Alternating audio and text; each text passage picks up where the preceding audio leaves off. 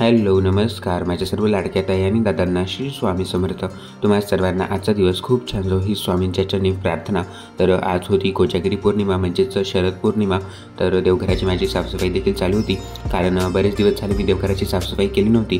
कारण जसे नवरात्र आपले चालू होते तर तेव्हापासून आपल्याला देवघरामधली जे देव असतात तर ते हलवायला चालत नाही, त्यामुळे जे देवघराची साफसफाई आहे तर ती मंदामध्ये देखील मी केली नाही।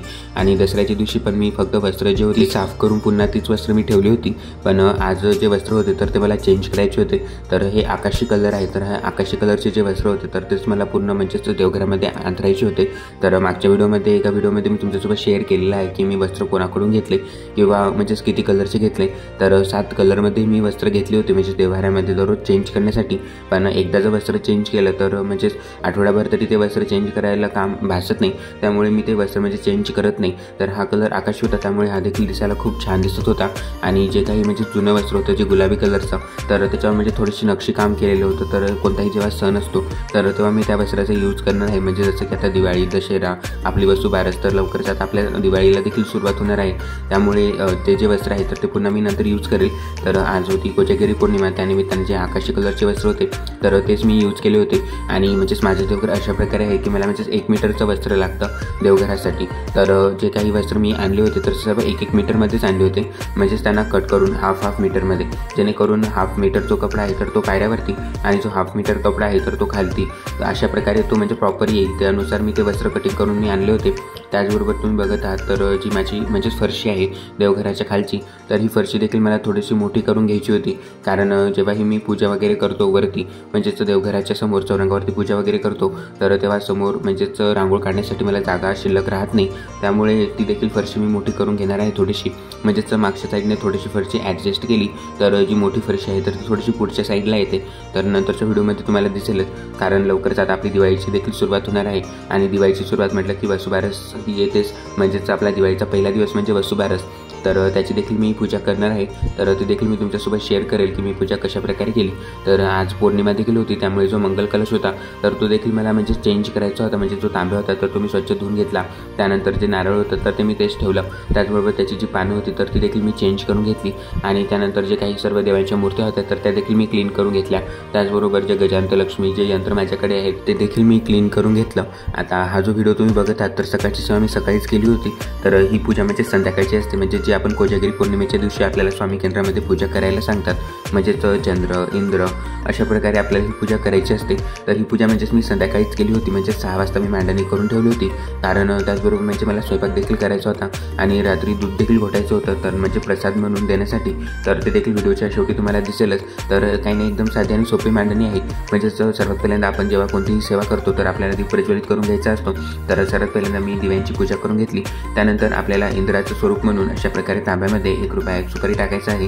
त्याचबरोबर त्यामध्ये थोडंसं हळदी कुंकू आणि 5 पानं आपल्याला त्यावरती ठेवायचे आहेत, म्हणजेच ते इंद्राचं प्रतीक होतं। त्यानंतर एक म्हणजेच महालक्ष्मीचं स्वरूप, एक कुबेराचं स्वरूप आणि एक चंद्राचं स्वरूप, अशा प्रकारे आपल्याला 3 सुपाऱ्या ठेवायच्या असतात।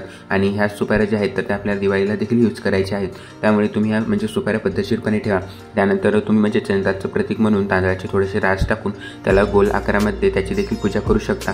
तर मी देखील म्हणजे तशा प्रकारे देखील केली आणि सुपाऱ्याची देखील केली।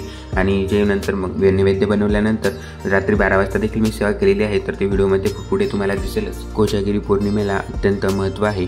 नवरात्रीनंतर येणारी पौर्णिमा ही कोजागिरी पौर्णिमा म्हणून साजरी केली जाते।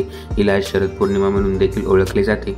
या पौर्णिमेच्या दिवशी व्रत करणाऱ्यांची परंपरा आहे, तसेच हे व्रत अनेक जण चंद्राला दुधात पाहून सोडतात। कोजागिरी पौर्णिमा म्हणजे शरद पौर्णिमेच्या व्रताची एक पौराणिक कथा आहे। एका सावकाराला 2 मुली होत्या। त्या दोन्ही मुली पौर्णिमेचे व्रत मोठ्या श्रद्धेने करत असत, पण त्यापैकी मोठी मुलगी हे व्रत पूर्ण विधिविधानाने आणि नियमानुसार पाळायची, तर लहान मुलगी मात्र ते व्रत अर्धवट करायची, त्यात काही चुका करत असे। याचा परिणाम असा झाला की लहान मुलीची जी मुले जन्माला यायची ती जन्मताच किंवा लगेचच मरण पावत असत, त्यामुळे ती खूप दुःखी होती।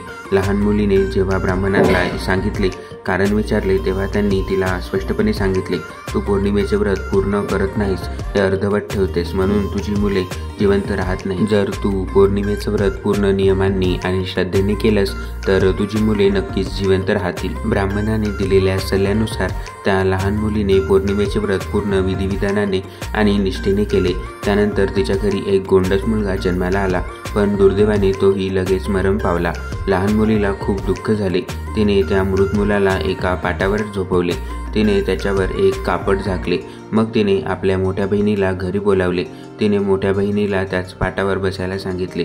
तिथे मृत मुलगा होता. जेव्हा मोठी बहीण त्या पाटावर बसायला लागली तेव्हा तिचा घागरा त्या मुलाला लागला. हा एक चमत्कारच होता. त्या क्षणी तो मुलगा रडू लागला. हे पाहून मोठी बहीण खूप आश्चर्यचकित झाली आणि थोडी रागावली सुद्धा. ती म्हणाली, तू मला बदनाम करू इच्छित होतीस. जर मी या पाटावर बसले असते तर हा मुलगा मेला असता. तेव्हा लहान मुलीने तिला शांतपणे उत्तर दिले, बहीण, हा मुलगा कधीच मृत होता. तुला नशिबाने आणि तुझ्या पुण्याईमुळेच तो आता जिवंत झाला आहे. त्या अद्भुत घटनेनंतर संपूर्ण गावात दवंडी पिटवण्यात आली. पौर्णिमेचे व्रत पूर्ण विधिविधानाने आणि श्रद्धेने करावे असे लोकांना सांगण्यात आले. आपल्या भारतीय संस्कृतीतील जुन्या रूढी परंपरांना किती महत्त्व आहे हे यातून सिद्ध होते. यामुळे आजही अनेक जण पौर्णिमेचा उपवास श्रद्धेने, भक्तिभावाने आणि पूर्ण नियमांनुसार करतात. अशा व्यक्तींना निश्चित व्रताचे फळ प्राप्त होते. आज पौर्णिमा देखील होती, त्यामुळे जी कुंचम सेवा आहे तर ती देखील मला करायची होती. कारण बरेच दिवस झाले आता मी कुंचम सेवा मंदामध्ये केली नव्हती. म्हणजेच जेव्हा मी न्यू कुंचन घेतला होता तर तेव्हाच मी तुमच्यासोबत तो शेअर केला होता. पण त्यानंतर म्हणजेच पौर्णिमेला मला कुंचम सेवा करता आली नाही. पण आज म्हटलं आपण काही जरी झालं तर कुंचम सेवा करावी. आणि एकदम साधी आणि सोपी सेवा आहे कुंचम सेवा म्हणजे. आणि महालक्ष्मीची एकदम प्रभावी सेवा आहे. त्यामुळे आवर्जून तुम्ही देखील ही सेवा नक्की करा. म्हणजेच तुमच्याकडे जर कुंचम नसेल तर एकदम घरच्या साहित्यामध्ये देखील तुम्ही ही सेवा करू शकता. आणि या सेवेचा देखील मला खूप छान असा अनुभव आलेला आहे. तर तुम्ही बघू शकता जो कुंचम होता माझ्याकडे तर तो देखील आज मी क्लीन करून घेतला. त्याच्यावर ज्या अष्टलक्ष्मी आहेत तर त्यांना देखील मी हळदी कुंकू लावून घेतलं. त्यानंतर आपल्याला जेव्हा ही कुंचमची मांडणी करायची असते तर सर्वात पहिल्यांदा आपल्याला खालती कॉईन ठेवायचे असतात आणि त्यावरती आपल्याला कुंचम ठेवायचा असतो. आणि कुंचम रिकामा कधीच ठेवायचं नाही. म्हणजेच त्यामध्ये आपल्याला तांदळाची रास आणि महालक्ष्मीला आवडणाऱ्या बऱ्याचशा वस्तू आहेत तर त्या आपल्याला त्यामध्ये टाकायच्या आहेत. आणि जो कुंचम आहे तर तो तांदळाने भरायचा आहे. त्यावरती तुम्ही एखादी म्हणजे सोन्याची किंवा चांदीची वस्तू देखील ठेवू शकता. तर खास करून कुंचम सेवा करण्यासाठीच मी जो चांदीचा कॉईन होता तर तो घेतला होता आणि तो देखील मी या पूजेमध्ये ठेवला होता. जो महालक्ष्मी देवीचा माझ्याकडे छोटा फोटो आहे तर तो देखील मी या सेवेमध्ये ठेवला होता. त्याचबरोबर एकीकडे दूध घोटणं चालूच होतं आणि रात्रीच्या 12 वाजता आता तुम्ही बघत आहात तर आता रात्रीचे 12 वाजले होते. आणि 12 वाजता मी जी काही सेवा मला करायची होती तर ती मी करून घेतली. कारण बऱ्याचशा सेवा अशा आहेत की आपल्याला ज्या रात्री 12 वाजता करायच्या असतात. जेणेकरून म्हणजे जसं की जन्माष्टमीची, त्याचबरोबर अजून काही सेवा आहेत तर त्या आपल्याला संध्याकाळी म्हणजेच 12च्या नंतर करायच्या असतात. महाशिवरात्री, अशा प्रकारे मला देखील या सेवा करायला आवडतात. म्हणजेच पूजा देखील करायला आवडतं. त्याचबरोबर ह्या काही ज्या सेवा आहेत तर ह्या देखील मला करायला आवडतं. त्याचबरोबर जे वाचन असतं तर ते देखील मी करत असतो. अश्विन शुद्ध पौर्णिमेला कोजागिरी पौर्णिमा म्हणतात. या रात्री लक्ष्मी पूजन करायचे असते व रास गरबा खेळत रात्रभर जागरण करायचे असते.